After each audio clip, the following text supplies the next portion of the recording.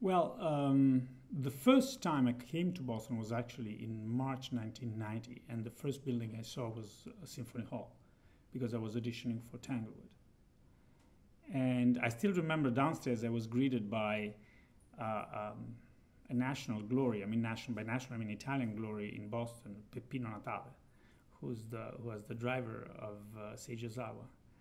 And when he saw that there was an Italian auditioning, he was thrilled. And since then, I'm best friend with Peppino. So my first encounter with Boston was Symphony Hall and Peppino Natale.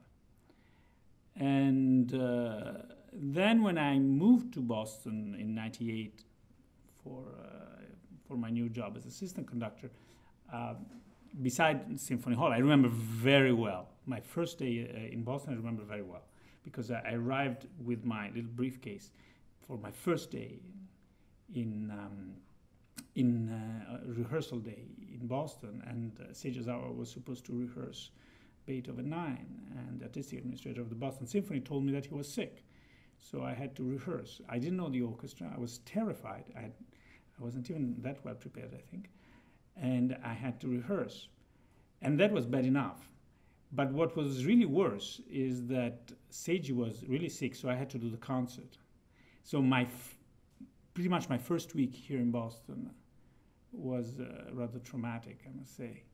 So there was this big concert in Boston Common with seriously more than 100,000 people. I never know the exact figure. I have no idea. And we shared the concert with Seiji. Seiji was too sick to do the whole concert. And I personally think I was too sick to do anything. But anyway, I had to do the beginning. And I remember Seiji and I were sitting in the trailer behind the stage that they had built on Boston Common, and he was really sick. But I think I looked even worse than he did. The very first few weeks, I was staying with a friend in the North End, and I became a loyal customer of a little grocery shop of an Italian lady, but actually she was Argentinian Italian, and I would go every day eat a huge panino col prosciutto.